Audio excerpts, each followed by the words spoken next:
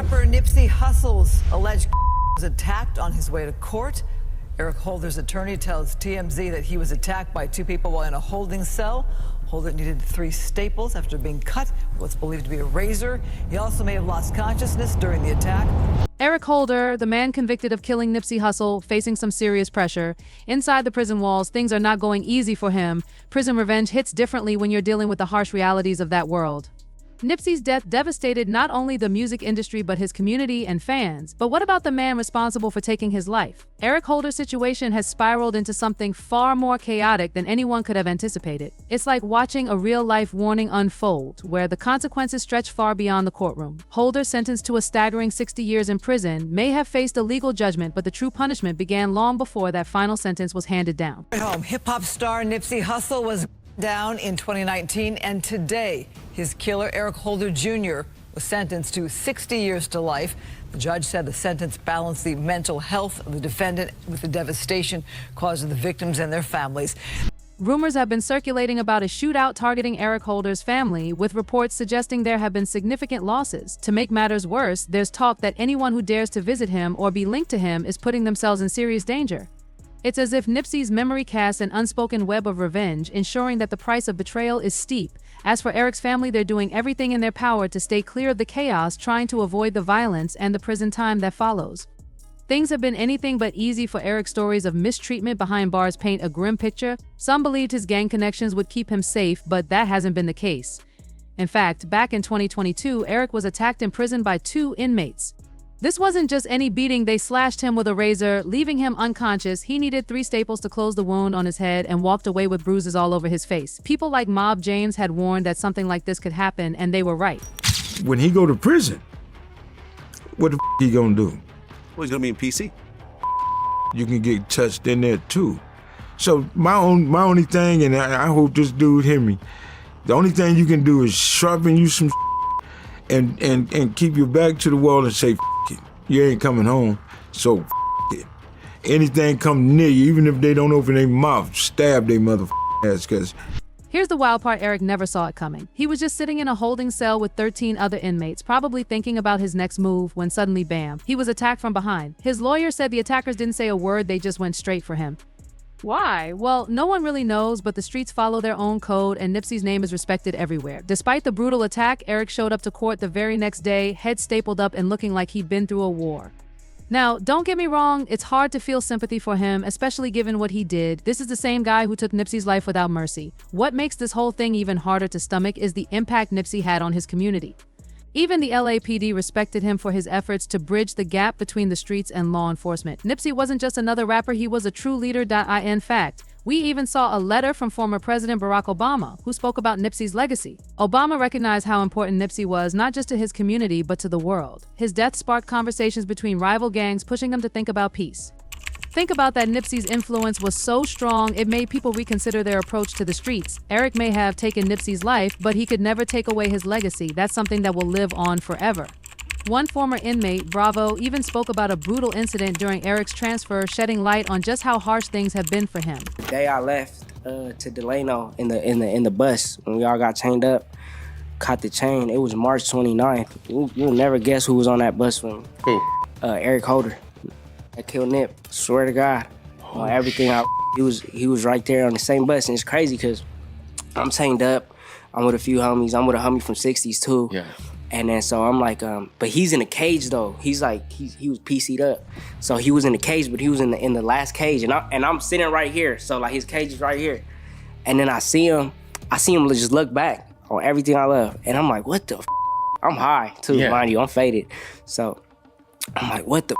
And I tell the homie, I'm like, hey, I'm like, bro, I think that's old boy. He's like, and he look at me like kind of disrespectful, like, man, you tripping, you high, like, you off drugs, like, you feel me? And then I was just like, all right, bam, I go bang on his window, boom, boom, boom. He looks back, everybody on the bus like, what the f? I swear to God. And then he's like, you Eric Holder? He's like, yeah, it's crazy.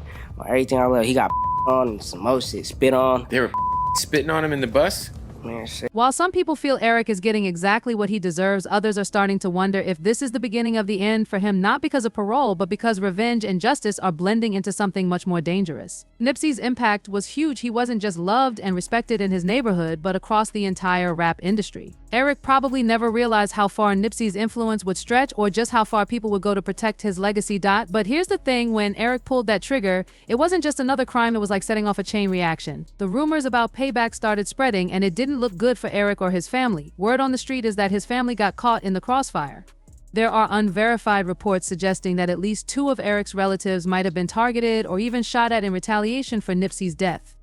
Of course, nothing official has been confirmed, but in the streets, rumors fly fast and the tension is real. Things took an even wilder turn when Tariq Nasheed, the LA native who's never shy about speaking his mind, jumped into the conversation. Tariq didn't just call Eric a snitch, he went a step further, accusing him of being involved in other crimes. He even released a photo claiming it was connected to the murder of one of Eric's relatives, Messi. While all of this chaos unfolded, the LAPD was scrambling to manage the situation, ramping up patrols. But how do you stop the wave of whispers and rumors spreading like wildfire? And if that wasn't enough, some people started throwing out wild theories suggesting that Eric didn't act alone. They're claiming he might have been just a pawn in a much larger, more complicated scheme. Enter Big U. Yep, his name came up too. If you're unfamiliar, Big U used to be close with Nipsey, but their relationship soured when Nipsey decided to go independent. Some members of the Rolling 60s hinted that the fallout between Nipsey and Big U played a role in everything that went down, adding even more mystery to the whole situation. It's a wild theory, right? But let's be honest, none of these speculations change the brutal truth. Eric Holder pulled the trigger, and for many, that's all that matters. However, the retribution didn't end with Eric's trial. His time in prison quickly turned into a nightmare. He was attacked again, this time by 2 inmates who left him with a deep razor cut on his head, a swollen face, and a busted eye. The attack was so severe that the judge had to call off court for the day. And here's the kicker: Holder was supposed to be kept isolated during transport, but clearly someone messed up. All of this goes back to that tragic day in 2019 when Eric walked up to Nipsey outside the Marathon clothing store and shot him 11 times. The whole thing was caught on camera, showing Eric even kicking Nipsey in the head while he was already down. That's where the first video surfaced. Before the shooting, reports say Eric and Nipsey had an intense conversation, and then, in a shocking act of violence, Eric took Nipsey's life. That footage devastated LA, and it reverberated across the world. Nipsey wasn't just another rapper, he was a symbol, a leader. Nipsey wasn't just another rapper, he was a force for change. And Eric made sure the streets and the world would remember him, but for all the wrong reasons. From the start, Eric Holder's legal team had one goal: to convince the jury that the murder wasn't premeditated. His lawyer argued that it was a crime of passion, claiming that Nipsey accused Eric of being a snitch, something that can set off the streets in an instant. This was framed as a case of heat-of-the-moment violence, but before diving into that, let's take it back to March 31st, 2019. Eric Holder shot and killed Nipsey Hussle outside his apparel store on Slauson Avenue. But here's the thing, Eric and Nipsey weren't strangers. They grew up in the same neighborhood, both tied to the Rollin 60s Crips. This wasn't a random encounter, it was personal. Everything went down in an instant. As Eric walked up to Nipsey, Nipsey said something to himself, almost like he was wondering how things were going to play out. Then, things took a turn, and the conversation between them quickly escalated. So, Eric starts talking to Nipsey, but he's not even addressing anyone else. Nipsey's close friend, Herman Cowboy Douglas, shared a chilling story about what happened just before the shooting. He recalled that Nipsey casually mentioned a rumor that Eric had been working with the police.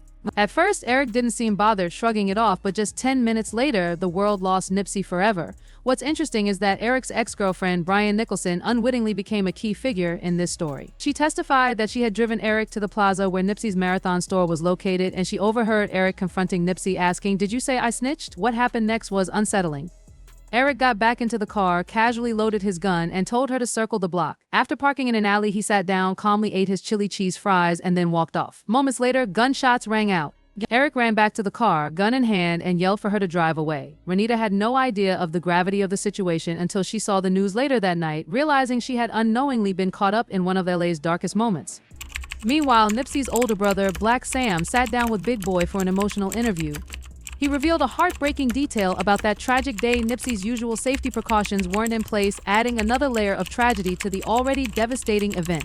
The ride to the hospital, man, just praying and, you know, I was confident bro was gonna be good, man. And just couldn't understand it, man. Just like the Twilight Zone after that. Everything I believed in or my faith and shattered. Sam shared that there was always someone stationed at the door with a weapon whenever Nipsey visited the Marathon store, but on that day, no one was guarding the entrance. Nipsey, dressed casually in shorts, didn't seem as vigilant as usual. Eric's behavior only added to the unsettling atmosphere. He first approached Nipsey without a shirt, almost as though he was sizing up the situation. Then he left, only to return wearing a red shirt, something that stood out as a huge red flag in their neighborhood. Sam believed that Eric intentionally wore the red shirt to mislead anyone watching, making his actions appear disconnected from any gang-related intentions. For Sam, this wasn't a spur-of-the-moment act. It was a cold, deliberate move calculated and devastating. That day at the Marathon store, Nipsey was shot 11 times and 2 others were injured. Eric Holder's actions were caught on video, including the chilling moment he kicked Nipsey in the head. The footage left LA and the world stunned. Nipsey's death wasn't just the loss of a man, it was a deep wound that exposed the harsh realities of the community. His legacy continues to echo far beyond the tragedy, as a symbol of both the pain and potential for change in the world around him. Understanding the complexities of loyalty, reputation, and violence on the streets is no easy feat, but here's how it all unfolded. Eric Holder was sentenced to 60 years to life in prison after being found guilty of first-degree murder in the killing of Nipsey Hussle. The verdict came down on July 6, 2022, and let's be honest, the sentence was heavy, rightfully so, considering the gravity of his crime, but that wasn't the only charge.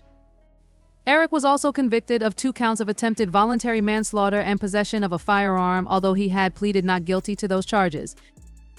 The jury wasn't convinced by Eric's defense, especially when it came to Nipsey. However, they did acquit him of the attempted charges related to the 2 men who were injured in the shooting.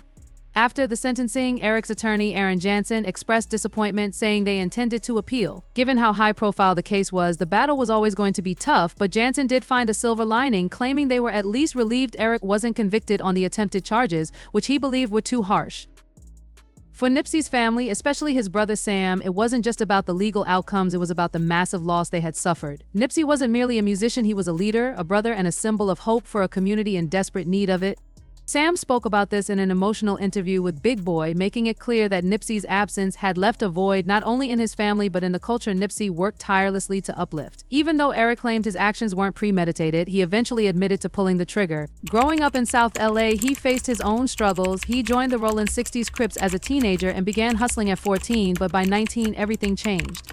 A trip to Eritrea with his father and brother gave him a new perspective on life, motivating him to focus on building something meaningful and positive for his community.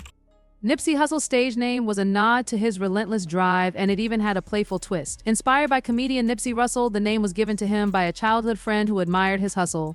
Nipsey embodied resilience, ambition, and hope. His untimely death created a gap that still resonates today, but his legacy as a leader and visionary continues to shine brightly.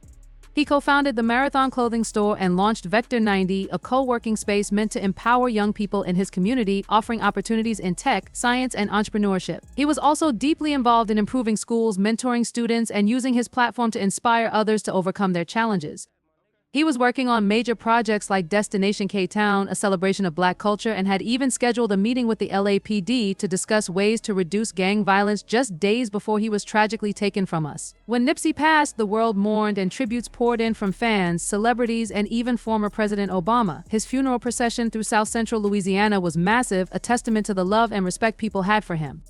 Even after his death, his impact lived on. His life inspired gang leaders to call for peace, leading to ceasefires and summits to reduce violence in the area. Nipsey Hussle wasn't just a rapper, he was a movement, a visionary, and a symbol of hope for many. What did Nipsey mean to you? Share your thoughts below, and don't forget to check out this video before you go.